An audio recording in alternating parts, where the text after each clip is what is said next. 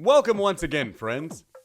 Today we'll be looking at 80s classic John Hughes masterpiece, Ferris Bueller's Day Off. If you come from the 80s like I do, you remember Ferris as a staple of those times. The kid who could get away with anything, like a dark 80s Zach Morris. Where Ferris is different from Zach is, he's proud of the crap he pulls. Stealing cars? No problem. Unauthorized access of a computer network in full view of the principal? Awesome! Ferris is a sociopath, and worst of all, he's not even that brilliant. I mean, come on, did you ever really pay attention? Probably not. You were all in on an adventure to drive a Ferrari through Chicago and make out in a museum. My entire life, people have been using Ferris Bueller as some example of a really smart high school kid who gets away with anything. People even dress this schmuck for Halloween. And that's stupid, because Ferris didn't pull off one of his schemes without the help of blind dumb luck for it to work. In addition, he gains absolutely nothing, loses his shot at getting his own car, and ruins the lives of all his friends. It's a cautionary tale, really. Stay in school, kids. Fun fact about Jeannie and Ferris, behind the scenes, they were getting down. During the filming of this movie, Jennifer Grey and Matthew Broderick dated. That is, until shortly after Matthew Broderick drove down the wrong side of a street in Ireland with her and killed some nice lady and her elderly mom. Oh, and by the way, these two are twins. Jeannie and Ferris are both high school seniors in this film. I guess mathematically you could have two kids in the same grade somehow, failing or just immediately re-impregnating the old missus. But realistically, what do we know about these two? We know Ferris is a senior, and Jeannie was definitely played as the older sister type, setting up Ferris to be the fun-loving younger sibling who gets away with everything, the baby in the family. I guess another explanation could be that she was the younger sister, but for some reason that just doesn't jive with me. But enough about how Matthew Broderick got away with murdering two people, and in this movie he was sleeping with his twin sister. On to why Ferris is not a genius, he's just a lucky jerk.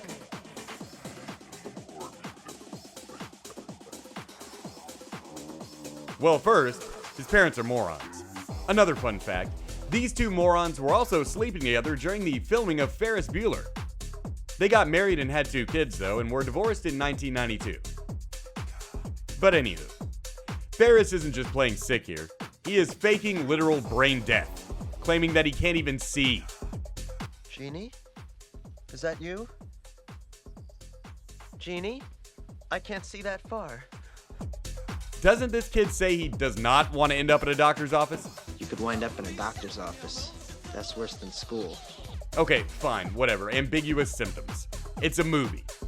Do they take his temperature? Anything? Nope, because he licked his palms. You lick your palms. It's a little childish and stupid, but then so is high school. He doesn't even take his own advice here. At what point in this master plan did pretend to be going blind factor in? Look, I was around in the 80s, and I don't remember clammy palms being a symptom of anything. Maybe my family was weird, but nobody was checking my palms when I was sick. Maybe you shouldn't give truancy advice based on what these negligent morons react to. This is like faking a broken leg by poking yourself in the eye. So great, they're the dumbest parents ever. Or just so trusting of Ferris, they eat up anything he shovels out. They go to work, and after making a number of morning wardrobe changes, Ferris gets bored and decides to hack his school computer network and change his absences from 9 to 2. He does this just as the principal, convicted child sex offender and dark overlord of the universe Jeffrey Jones, who we will refer to as Mr. Rooney for posterity from now on, is calling his mother to check up on Ferris's 9th skip day. Which makes sense because 1, Ferris really is skipping a lot of school, and 2, it's 9 a.m. on a school day, and Rooney is right where he's supposed to be. Why wouldn't you be expecting a call to be made to your mother at this point? Why weren't they making any calls before? It's not like Rooney just woke up today and was like, today is the day I look into this Bueller character for the first time. Why not do this at 3 a.m. the night before? Rooney would never know. His mom would never get that call, never come home to check on her black son in the middle of the day. Okay, fine. It's a fun little movie, so let's just let this one go, right? Moving on.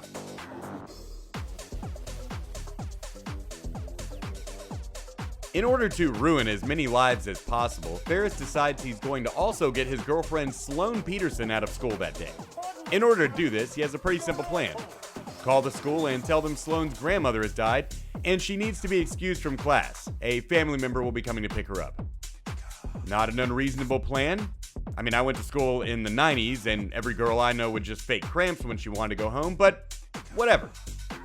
And make no mistake, Sloane and Ferris have planned this out ahead of time, because we learn later she changed her answering machine before going to school. Can't come to the phone right now.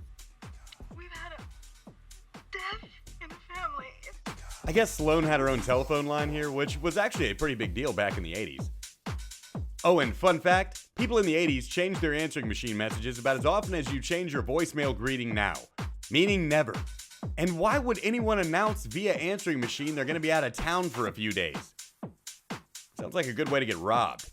Anyway, because Ferris Bueller is a dumbass and can't do anything for himself, he hits up his good friend Cameron Fry. Cameron is currently busy pioneering TikTok disorder faking and has no time for Ferris's nonsense. But it isn't long before the severe trauma from being Ferris Bueller's best friend kicks in.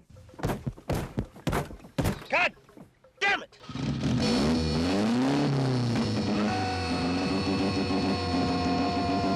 Now, this scene is more important than you think.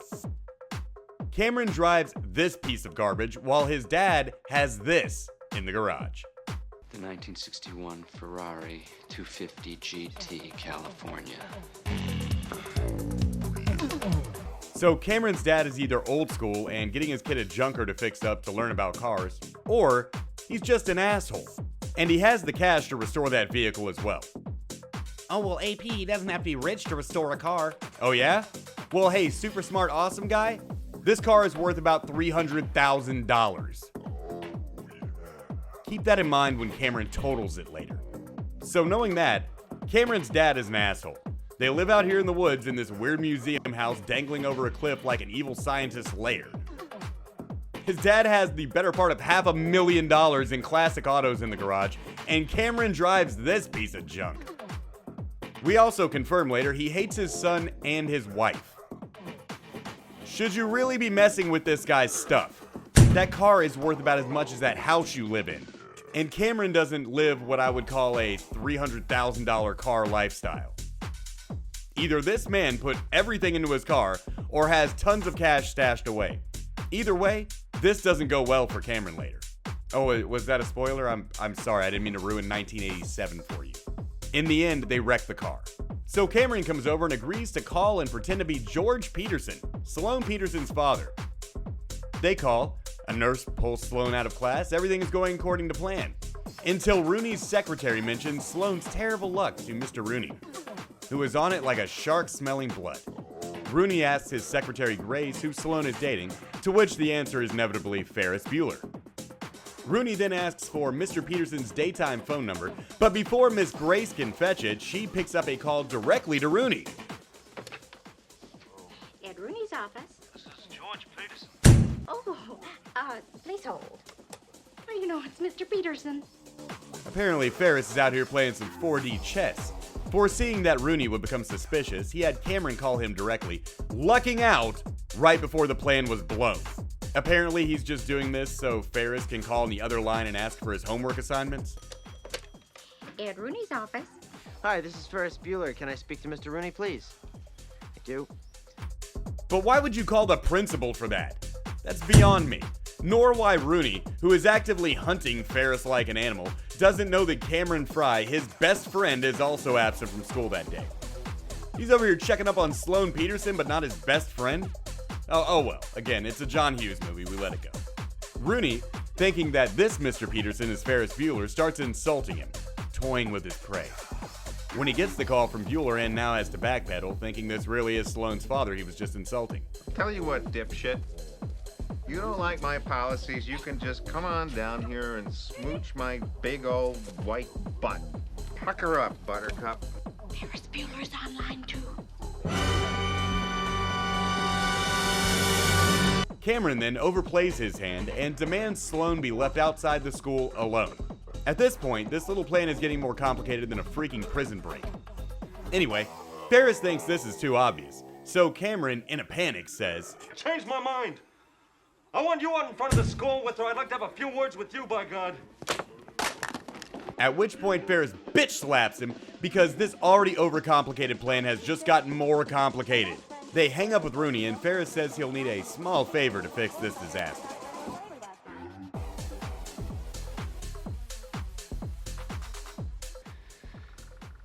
The 1961 Ferrari 250 GT, California.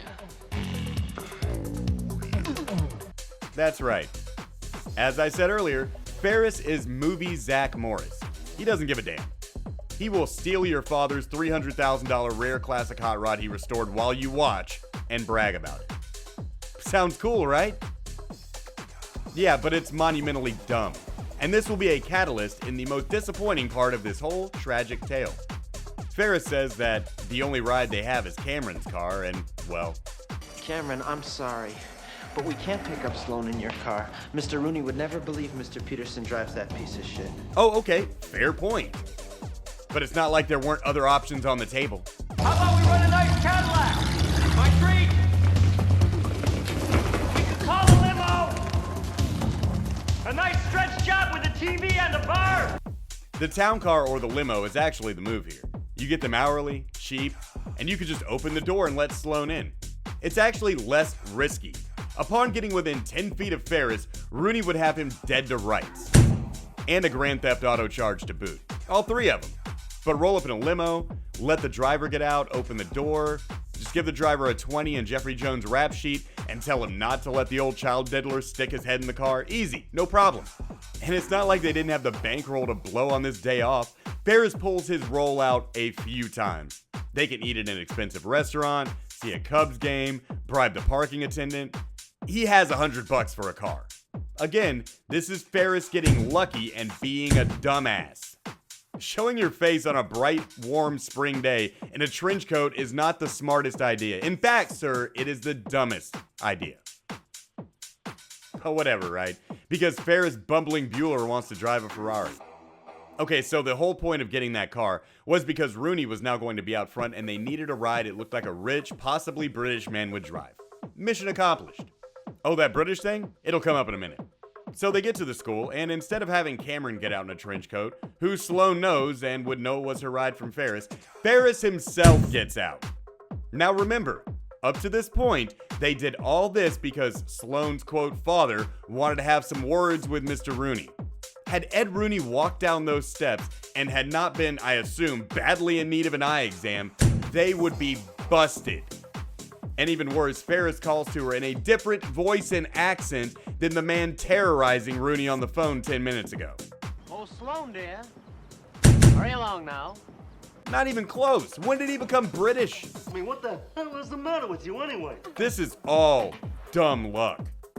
And then because he's drunk on his own luck, Ferris makes out with Sloan right in front of Rooney as her father. Do you have a kiss for Daddy? Are you kidding?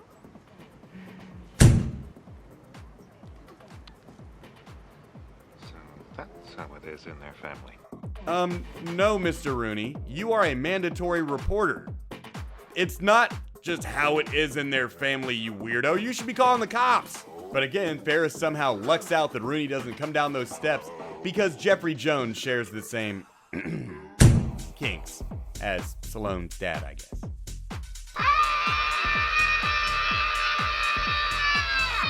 So what to do now? Take the car home and drive Cameron's car to Chicago, I assume. No, let's risk Cameron's life and drive in the classic cherry convertible to park it. You see what I'm getting at here? Why drive the Ferrari into Chicago? The house is 5 minutes away. Drop off the Ferrari, take Cameron's car, and avoid the problems when the inevitable terrible thing happens. Worst case with this plan, Cameron takes a slap from his dad for putting 10 miles on the show car. Look, I'm sure that the ride from Shermer to Chicago is really nice and scenic, but you're literally getting your best friend killed to run up the freeway 30 minutes. I get that time frame from Adventures in Babysitting, since all John Hughes' teen adventures take place in the fictional town of Shermer, and all of his movie plots are the same at this point in his career. So they drive the Ferrari to Chicago and park it in the shadiest garage with the shadiest people possible. Oh, you fellas have nothing to worry about. I'm a professional. And then, just because it's funny to point out, the only minorities at this time in Chicago steal it.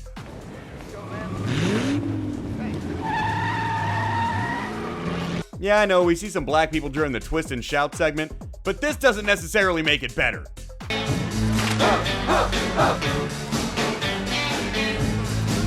Frankly, these dudes are doing what they're supposed to do with a stolen hot rod. They're enjoying that automobile. Ferris just stole it to park it in the ghetto. That's it. He's risking Cameron's everything, risking his everything to park a Ferrari in the hood for 6 hours. You could have parked Cameron's piece of shit there and nobody would have touched it. I'm actually way more sympathetic to these two guys' plight than that of Ferris Bueller.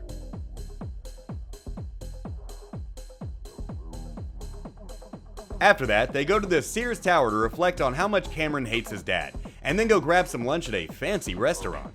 To gain entry, Ferris looks on the reservation list and finds a party of 3 for noon and finds Abe Froman. Because he's a dumbass, he tells the maitre d' that he is Abe Froman. I'm Abe Froman. Party of 3 for 12? To which the man scoffs and replies, You're Abe Froman, That's right. I'm Abe Froman. the sausage king of Chicago. Hey Ferris, despite being too young to be the king of anything, what happens when, I don't know, any second now the real Abe Froman shows up? And we don't get a scene of him calling and canceling. Just a game where Ferris dials another line and scams his way in once again by asking his friends to get him out of the stupid asshole he just dug for himself. Nonetheless, what happened when the real Sausage King showed up at the same time? Well, we never find out because it never comes up again. And nobody ever mentioned it until me, just now, in 2022. Personally, I would have loved to see where the Sausage King of Chicago yanks this kid out of his seat and gives him a smack for being a smug little shit cut in school.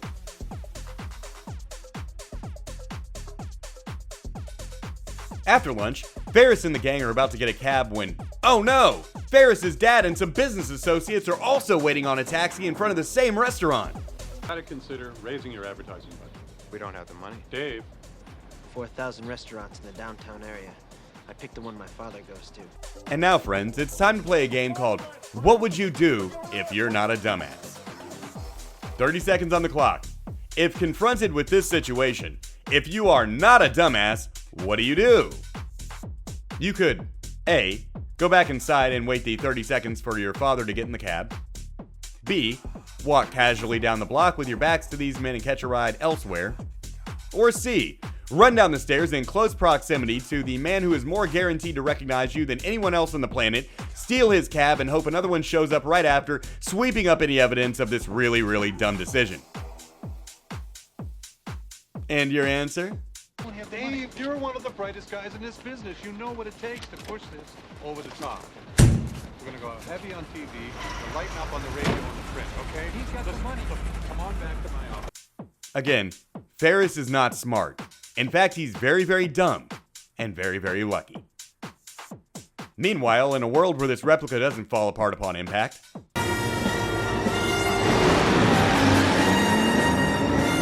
after this, Ferris and the gang go to a Cubs game and get put on television.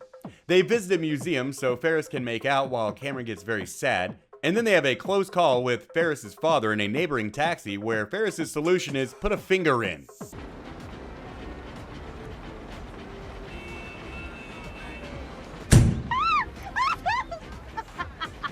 Seriously, what was he doing there? Anyway, Ferris jumps on a parade float and lip syncs for a while, and then they go to pick up the car, which was returned to them seemingly in the same condition that it was given, aside from some major suspension damage. But who notices little things like that on a ride down the freeway home? On the way, Cameron sees the mileage and loses his mind.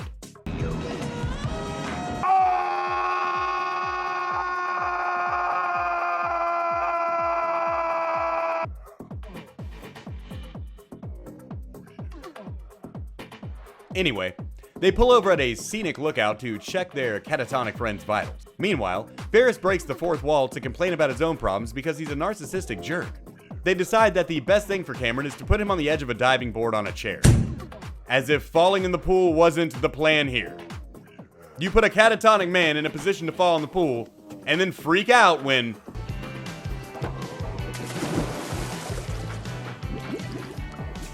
Hey, Ferris, there wasn't a lot of ways that was gonna end, dumbass. This seems to wake Cameron up, though, and Ferris gets super upset about Cameron doing the thing people do on the ends of diving boards.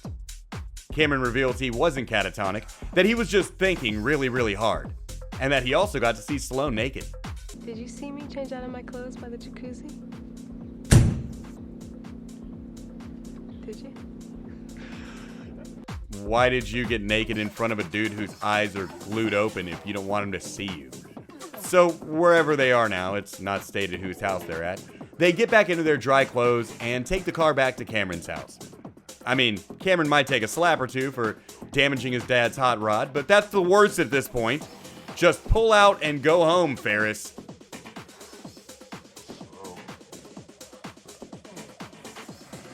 So after bringing the car back to Cameron's pristine car museum of a garage in the middle of the woods, the plan begins to fall apart when reality sets in, and running the car in reverse doesn't do a thing to remove the mileage they put on the car today. Ferris, who should have left as soon as they got there, says, Well, I thought that might be a problem. Just have to crack open the odometer, roll it back by hand. And because Ferris is a dumbass, Cameron throws a little temper tantrum about how his daddy doesn't love him, and he kicks the car off the jack, through the back window of the garage, and pancakes it in a ravine below.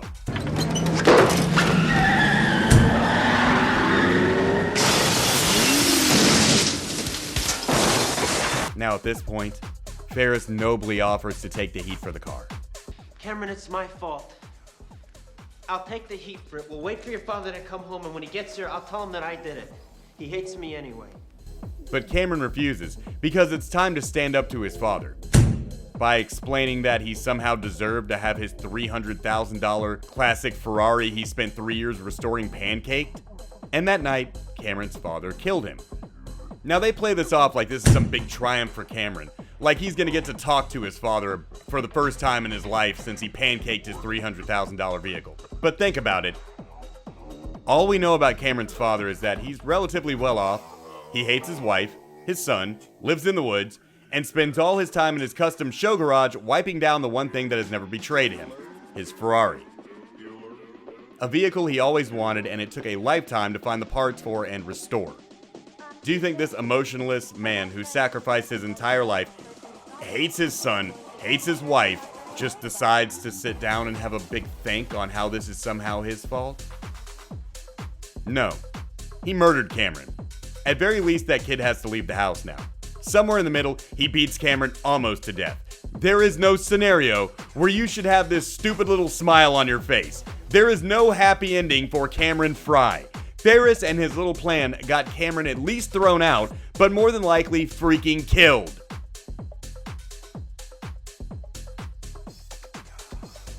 Ferris should really be the one to say something here, but he notices that it's 5:55 and his parents get home at 6. So he kisses Sloane bye and he is out of there. Ferris has to sprint the distance between Cameron and his house while not being seen by his father and not being run down by his twin sister as she drives their mother home from the police station where she just got done getting AIDS from Charlie Sheen. And it actually serves Ferris right that he has to go through all this. That Cameron doesn't just drive his best friend home. Remember, he has a car. That's right, the whole next scene with Ferris running home and showing that at the drop of a hat he would cheat on Sloane.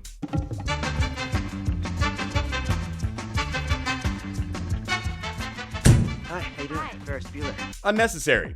Once again, Cameron's magic disappearing car would have solved everything. Had you taken it to Chicago earlier, he could have just dropped you off on the way home.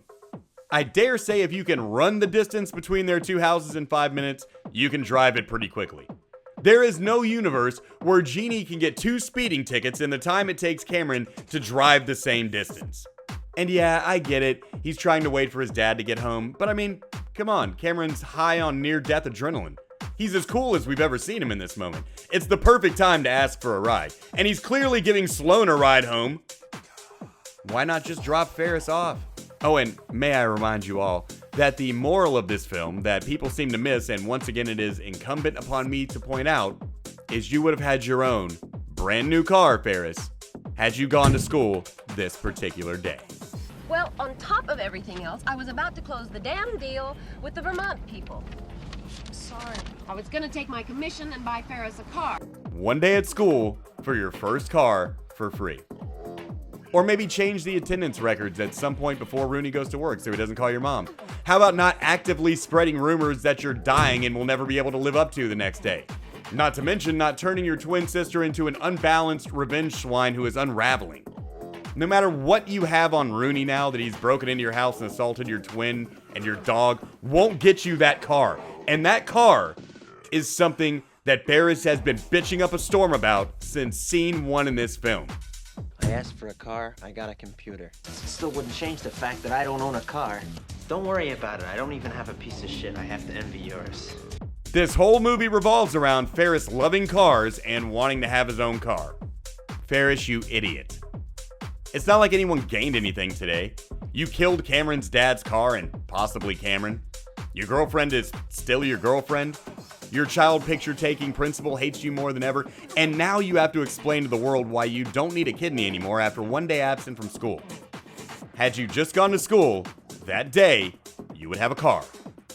You could tell Sloan to fake cramps the next day and pick Cameron up to do all this same stuff without the trouble. Go into the system that night, change your school records while Rooney is not likely sitting at his desk, and nobody's classic car has to get pancaked and nobody gets murdered by their dad. Ferris Bueller ruined not only everyone else's lives around him with his stupid little stunts, he screwed himself.